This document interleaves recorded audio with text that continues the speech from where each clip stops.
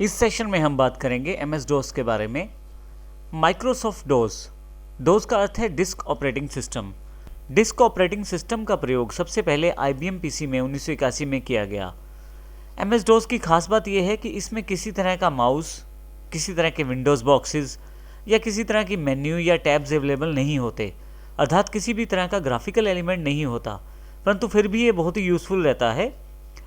इस operating system की खास बात यह है कि हम इसको जो कमांड्स दे सकते हैं वो कीबोर्ड के साथ दे सकते हैं। इसके साथ ही यह सिंगल टास्किंग ऑपरेटिंग सिस्टम है, अर्थात यह एक समय पर एक ही प्रोग्राम को करता है। आइए अब हम डोस की और जानकारी लेते हैं।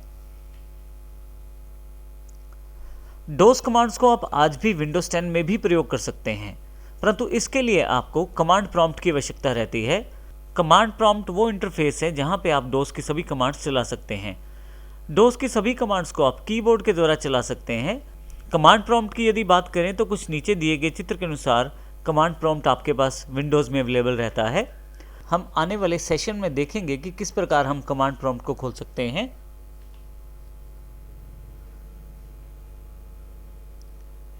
यदि आप ध्यान दें कमांड प्रॉम्प्ट में तो कुछ इस प्रकार लिखा हुआ है C:/users/desktop और उसके बाद कमांड प्रॉम्प्ट का साइन।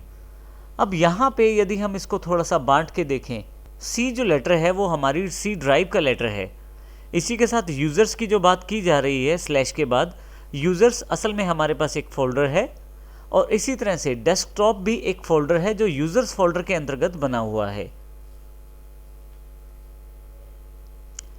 यहाँ हम इस एग्जाम्पल को अच्छी तरह से समझ सकते हैं। नीचे दिया गया स्ट्रक्चर विंडोज़ के स्ट्रक्चर को फॉलो करता है, जबकि ऊपर वाला MS DOS या कमांड प्रॉम्प्ट वाले स्ट्रक्चर को। नीचे वाले चित्र में मैं C ड्राइव के अंतर्गत यूज़र्स फोल्डर को देख सकता हूँ, तो ये यही फोल्डर है जो C यूज़र्स के नाम से मेरे पास ऊपर दिखाया जा रहा है। इसी तरह से यूज़र्स का यदि फोल्डर खोलता हूँ तो उसके अंतर्गत एक डेस्कटॉप का फोल्डर अवेलेबल रहता है। ये यही डेस्कटॉप है जो यूज़र्स के अंतर्गत है। अगर मैं विंडोज़ में बने हुए फाइल एक्सप्लोरर के सबसे ऊपर वाले एड्रेस बार पर क्लिक कर दूं, तो कुछ इस प्रकार की मेरे पास जानकारी अवेलेबल हो जाएगी। आप देखेंगे ये बिल्कुल इसी तरह से है जिस प्रकार से कमांड प्रॉम्प्ट की जानकारी है, C:/users और डेस्कटॉप। इसका अर्थ ये हुआ कि बेसिकली हम काम चाहे कमांड प्रॉम्प्ट में करें या डायरेक्टली विंडोज़ वाले ऑपरेटिंग सिस्टम में, हमारे पास जो फाइल्स फोल्डर का स्ट्रक्चर है वो वैसा ही रहने वाला है। यहाँ पे थोड़ा सा फ़र्क सिर्फ नाम का है। जिसको हम विंडोज़ में फोल्डर कहते हैं उसी को कमांड प्रॉम्प्ट में डायरेक्टरीज कहा जाता है।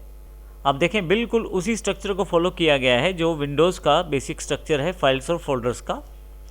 आइए अब हम इस सेशन में देखेंगे कि किस प्रकार आप डोस की कमांड्स को कमांड प्रॉम्प्ट की सहायता से विंडोज़ ऑपरेटिंग सिस्टम में भी चला सकते हैं। MS DOS की कमांड्स को चलाने के लिए आपको कमांड प्रॉम्प्ट की आवश्यकता होती है। आइए अब हम ये देखते हैं कि किस प्रकार आप कमांड प्रॉम्प्ट को खोल सकते हैं और उसमें कार्य कर सकते हैं। सबसे पहले आप स्टार्ट पे क्लिक करें, ऑल ऐप्स। यहाँ से W वाले सेशन के अंतर्गत आप विंडोज सिस्टम पे आ जाएं। यहाँ आपके पास कमांड प्रॉम्प्ट अवेलेबल है। मैं यहाँ क्लिक कर लेता हूँ इसे, तो आप देखेंगे कि मेरे पास कमांड प्रॉम्प्ट अवेलेबल हो गया है। आप इसको search the web and Windows वाले टेक्स्ट बॉक्स से भी खोज सकते हैं। इसके लिए मैं इसे यहाँ से क्लोज कर देता हूँ। यहाँ पर मैं टाइप कर देता हूँ कमांड। अभी मेरी कमांड पूरी नहीं हुई है, लेकिन बेस्ट मैच में मेरे पास कमांड प्रॉम्प्ट अवेलेबल हो गया है एक डेस्कटॉप ऐप के रिजल्ट के रूप में। मैं यहाँ इसे क्लिक कर देता हूँ। आप देखेंगे कि आपके पास कमांड प्रॉम्प्ट जो है वो अवेलेबल हो गया है। आइए अब हम देखते हैं कि किस प्रकार इस कमांड प्रॉम्प्ट से हम डोस की कमांड्स को रन कर सकते हैं और किस प्रकार इसका प्रयोग कर सकते हैं। सबसे पहले हम ये देखते हैं कि विंडोज़ के फोल्डर अर्थात डोस की डायरेक्टरीज में कैसे हम आ या जा सकते हैं, अर्थात किस प्रकार हम डायरेक्टरी चेंज कर सकते हैं। देखिए सबसे पहले यहाँ पे C में मैं C ड्राइव में हूँ यूज़र्स फोल्डर के अंतर्गत, और बेस्टो आगे मेरे पास एक और फोल्डर है जो यूज़र्स का फोल्डर है। देखिए यहाँ पे मैं C ड्राइव के अंतर्गत यूज़र्स के अंतर्गत बेस्टो यूज़र के अंतर्गत काम कर रहा हूँ। यहाँ छोटा सा एक प्रॉम्प्ट है, तो यहाँ पे आप कीबोर्ड से टाइप कर सकते हैं सभी कमांड्स को। आइए सबसे पहले हम ये देखते हैं कि किस प्रकार हम एक ड्राइव से दूसरी ड्राइव पर जा सकते हैं। यदि आपको एक ड्राइव से दूसरी ड्राइव पर जाना है तो उसके लिए आपको उस ड्राइव का लेटर, जैसे कि मैंने F और शिफ्ट के साथ डबल कॉलन, अब यदि मैं एंटर कर देता हूं तो आप देखेंगे कि यहाँ पे सी ड्राइव से निकल के मैं एफ ड्राइव में शिफ्ट कर चुका हूँ। फिर से यदि सी पे जाना है तो सी डबल कोलन और एंटर। आप देखेंगे फिर से वापस उसी पर्टिकुलर डायरेक्टरी पे मैं आ गया हूँ। सी ड्राइव पर मेरा ऑपरेटिंग सिस्टम इंस्टॉल है, तो मैं सी ड्राइव पे काम ना करके मैं एफ ड्राइव पे काम करना चाहता हूँ। तो इसके लिए मैं फिर से एफ ड्राइव को सिलेक्ट कर लेता हूँ यहाँ से और डबल कॉलन एंटर कर देता हूँ, तो मैं एफ ड्राइव पर आ जाता हूँ। आइए सबसे पहले हम देखते हैं कि विंडोज़ के फाइल एक्सप्लोरर में एफ ड्राइव में क्या क्या कंटेंट पड़ा है। मैं यहाँ से फाइल एक्सप्लोरर क्लिक कर लेता हूँ, एफ ड्राइव पे क्लिक कर लेता हूँ। आप देखेंगे यहाँ पे मेरे पास 2 फोल्डर हैं एफ ड्राइव के अंतर्गत, एक्स्ट्रा और फर्स्ट। मान लीजिए मुझे फर्स्ट फोल्डर को अंतर्गत काम करना है, तो मैं फर्स्ट फोल्डर के अंतर्गत आना चाहता हूँ। विंडोज़ में जहाँ आप डबल क्लिक करते हैं वहीं पे आपको डोज में एक कमांड का प्रयोग करना पड़ेगा। कमांड का नाम है cd अर्थात चेंज डायरेक्टरी। यहाँ मैं cd और जो मेरे फोल्डर का नाम है वो दे दूंगा, जो कि फर्स्ट है। जैसे ही मैं एंटर करता हूँ आप देखेंगे कि मैं उस फर्स्ट फोल्डर में आ चुका हूँ। ये जानकारी मुझे F के आगे स्लैश के साथ फर्स्ट लिखा हुआ है यहाँ से मिल रही है। इसके बाद अगर कोई और फोल्डर है तो CD करके मैं उस फोल्डर में भी जा सकता हूँ। जैसे यहाँ पे मैं फाइल एक्सप्लोरर में फर्स्ट पे डबल क्लिक करके देखूँ तो कंप्यूटर फाइल्स के नाम से एक फोल्डर अवेलेबल है, तो यहाँ पे मैं वापस आ जाता हूँ और CD कंप्यूटर फाइल्स कर सकता हूँ। परंतु देखिए यहाँ पे यदि आप किसी डायरेक्टरी के फोल्डर्स का नाम टाइप करना चाहते हैं तो उसका सबसे आसान तरीका टैब है। आप टैब का बटन दबाएं, आप देखेंगे कि वहाँ पे आपके पास उस फोल्डर का नाम आ गया है। यहाँ मैं CD टाइप करके स्पेस दे देता हूँ और टैब का बटन प्रेस करता हूँ।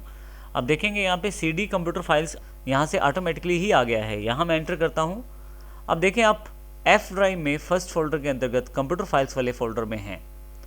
अब इस प्रकार से हम फोल्डर को चेंज कर सकते हैं, एक फोल्डर से दूसरे फोल्डर में जा सकते हैं। ये बात सिर्फ आगे जाने की है। यदि आप उस फोल्डर से बाहर निकलना चाहते हैं अर्थात फिर से फर्स्ट फोल्डर में आना चाहते हैं, तो उसके लिए आपके पास कमांड है cd डॉट। cd डॉट का यूज़ करके मैं एक स्टेप बैक अर्थात एक लेवल ऊपर आ जाऊंगा। जैसे ही मैं एंटर करता हूं आप देखेंगे कि मैं फर्स्ट में वापस आ गया हूं। फिर से उसी फोल्डर में जाने के लिए फिर से cd और मैं टैब प्रेस करके उस फोल्डर के नाम का प्रयोग कर लेता हूं, एंटर करता हूं, तो देखिए फिर से उस पर्टिकुलर फोल्डर में मैं आ चुका हूं।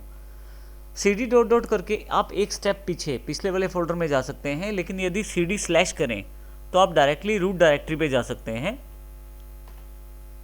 देखें कुछ ऐसे, मैं डायरेक्टली F ड्राइव पे वापस आ गया हूं। मुझे step by step directory by directory वापस आने की ज़रूरत नहीं है। cd स्लैश से डायरेक्टली मैं रूट डायरेक्टरी पे वापस आ सकता हूं। यहाँ पे रूट डायरेक्टरी मेरे पास F ड्राइव है। इस प्रकार मैं cd और cd स्लैश कमांड का प्रयोग कर सकता हूँ। इसके अतिरिक्त मैं यहाँ एक इम्पोर्टेंट बात शेयर करना चाहता हूँ। आपको किसी भी कमांड के साथ काफ़ी सारे ऑप्शंस मिलते हैं डोस में। सभी ऑप्शन जानने के लिए आपके पास सबसे अच्छा तरीका है उस कमांड की हेल्प को प्रयोग करना। किसी भी कमांड की हेल्प को प्रयोग करने के लिए आप उस कमांड का नाम लिखें, जैसे cd स्लैश टाइप करें और फिर क्वेश्चन मार्क का साइन टाइप करें। जैसे ही आप एंटर करेंगे आप उस कमांड से रिलेटेड सभी प्रकार की हेल्प देख पाएंगे। जैसे कि देखें हमारे पास यहाँ पे चेंज द करंट डायरेक्टरी का ऑप्शन है और यहाँ पे काफ़ी सारी इन्फॉर्मेशन है कि किस प्रकार से आप उस कमांड का प्रयोग कर सकते हैं, किस प्रकार के कमांड के साथ कौन कौन से करैक्टर से क्या क्या प्रयोग किया जा सकता है। इसके बारे में अभी और भी जानकारी है, नीचे की तरफ यहाँ पे दिया गया है। प्रेस एनी की टू कंटिन्यू, जैसे ही प्रेस करता हूँ तो उससे आगे की जानकारी मेरे पास दिखाई जाएगी। तो इस प्रकार मैं किसी भी कमांड का हेल्प ले सकता हूँ। हेल्प लेने के लिए मुझे केवल उस कमांड का नाम लिखना है, स्लैश के बाद आपको क्वेश्चन मार्क का प्रयोग करना है। आप उस कमांड की हेल्प देख सकते हैं। अब यहाँ पे एक कमांड और मैं प्रयोग करना चाहूँगा। आप देखेंगे कि स्क्रीन मेरे पास काफ़ी सारे टेक्स्ट से भर गई है और अब मैं चाहता हूँ अपनी स्क्रीन को साफ करना। तो मेरे पास एक कमांड है CLS अर्थात क्लियर स्क्रीन। CLS का प्रयोग करते ही आप देखेंगे कि मेरी जो स्क्रीन है, कमांड प्रॉम्प्ट की स्क्रीन जो है वो बिल्कुल साफ हो गई है और F प्रॉम्प्ट मेरे पास वापस आ गया है। कमांड प्रॉम्प्ट से आप नए फोल्डर्स को भी बना सकते हैं या नई डायरेक्टरीज भी बना सकते हैं। इसके लिए हमारे पास कमांड है MD अर्थात मेक डायरेक्टरी। मैं MD को जैसे ही यहाँ टाइप करता हूँ और इसके साथ मैं नाम लिख सकता हूँ उस फोल्डर का जिसको मैं बनाना चाहता हूँ या उस डायरेक्टरी का जिसको मैं बनाना चाहता हूँ। जैसे यहाँ मैं सेकंड टाइप कर देता हूँ और एंटर कर देता हूँ। अब देखेंगे कि स्क्रीन में तो कुछ नहीं आया, लेकिन मेरे पास यहाँ पे 2 फोल्डर्स बन चुके हैं। ये जानकारी मैं अपने फाइल एक्सप्लोरर से ले सकता हूँ। जैसे ही F ड्राइव पे क्लिक करता हूँ, अब देखेंगे कि फर्स्ट फोल्डर मेरे पास अवेलेबल था, यहाँ पे एक सेकंड फोल्डर भी अवेलेबल हो गया है। इसी तरह से मैं एक और फोल्डर बना देता हूँ MD थर्ड और एंटर कर देता हूँ।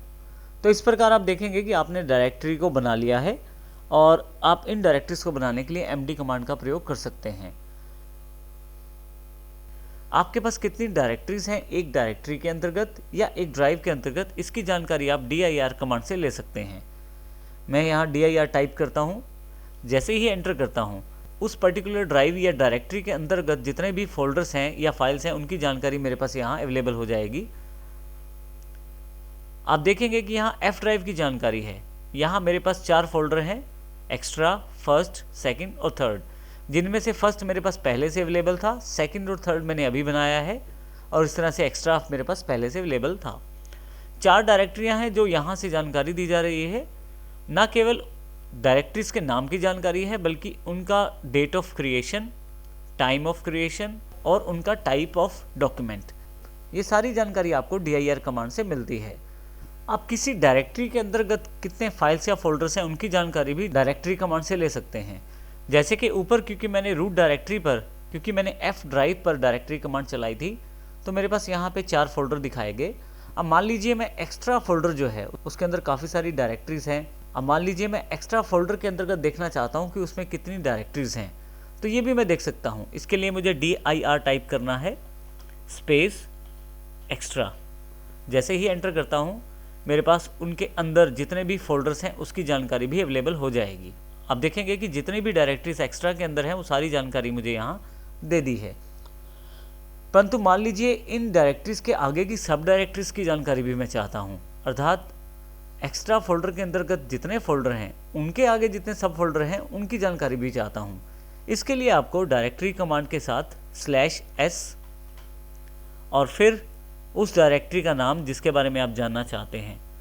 S का मतलब इसके सब डायरेक्टरी से है, अर्थात एक ड्राइव, एक डायरेक्टरी या एक फोल्डर के अंतर्गत जितनी आगे फोल्डर बने हुए हैं उन सब की जानकारी, चाहे वो किसी दूसरे फोल्डर के अंतर्गत ही क्यों ना बने हों।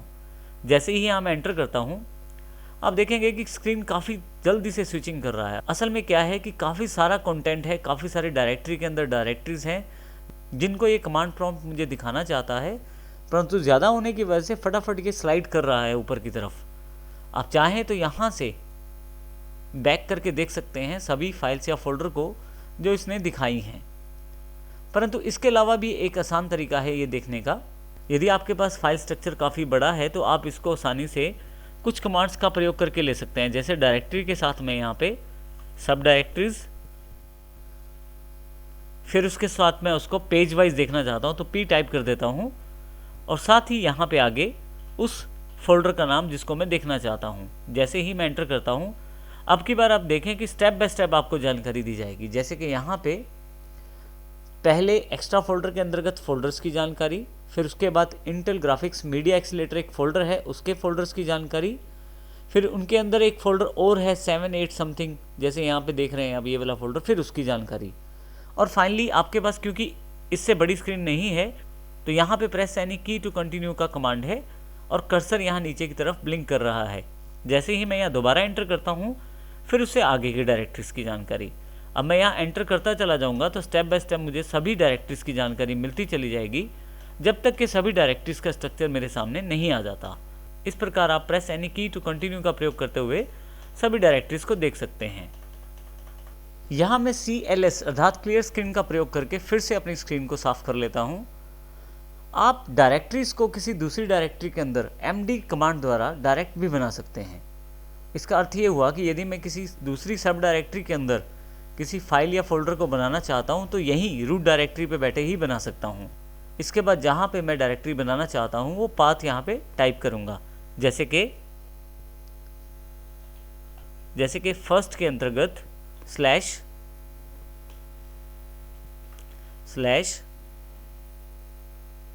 इम्पोर्टेंट का एक फ़ोल्डर मुझे बनाना है। तो यहाँ पे मैं डायरेक्टली फर्स्ट के अंदर इम्पोर्टेंट का एक फ़ोल्डर बनाना चाहता हूँ। जैसे ही एंटर करता हूँ, अब यहाँ पे यदि मैं फाइल एक्सप्लोरर पे जाऊँ, F ड्राइव पे क्लिक करूँ, फर्स्ट पे क्लिक करूँ, तो आप देखेंगे इंपॉर्टेंट के नाम से यहाँ पे फोल्डर एक क्रिएट हो गया है। इस प्रकार किसी भी डायरेक्टरी में मैं सीधे ही उस फोल्डर को बना सकता हूँ, बस मुझे पाथ देने की ज़रूरत है, जिस प्रकार से मैंने यहाँ पे किया है। आप यहाँ से बेसिक टेक्स्ट फाइल्स भी बना सकते हैं डोज मोड के द्वारा। इसके लिए मेरे पास कमांड है एडिट या कॉपीकॉन। आप यदि 32 बिट का ऑपरेटिंग सिस्टम प्रयोग करते हैं तो एडिट कमांड आपके पास प्रयोग हो सकती है, परंतु यदि 64 बिट ऑपरेटिंग सिस्टम का प्रयोग करते हैं तो वहाँ पे एडिट कमांड कार्य नहीं करेगी। जैसे कि यहाँ पे मैं एडिट कमांड टाइप करना शुरू करता हूँ और उस फाइल का नाम देना चाहता हूँ जिस फाइल को मैं बनाना चाहता हूँ। मैं यहाँ पे myfile.txt कर देता हूँ, एंटर करता हूँ, लेकिन एडिट कमांड अवेलेबल नहीं है, उसकी जानकारी यहाँ आपके स्क्रीन पे है। तो इसके लिए मैं यहाँ पे एडिट की जगह कॉपीकॉन कमांड का प्रयोग कर सकता हूँ अपनी फाइल बनाने के लिए। कॉपीकॉन के बीच में स्पेस है और यहाँ पे मैं myfile.txt टाइप कर देता हूँ। जैसे ही यहाँ मैं एंटर करता हूँ, आप देखेंगे कि कर्सर नीचे की तरफ आ गया है। अब मैं यहाँ कुछ भी टाइप कर सकता हूँ इस फाइल के अंतर्गत, जैसे कि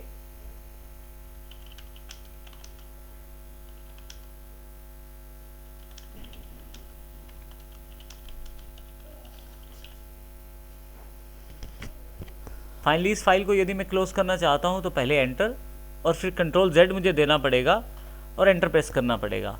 आप देखेंगे कि ये जो फाइल है ये क्लोज हो गई है। कॉपीकॉन से इस तरह से आप फाइल बना सकते हैं। अगर मैं यहाँ फाइल एक्सप्लोरर में जाऊँ, F ड्राइव पे क्लिक करूँ, तो आप देखेंगे कि माई फाइल यहाँ पे अवेलेबल है।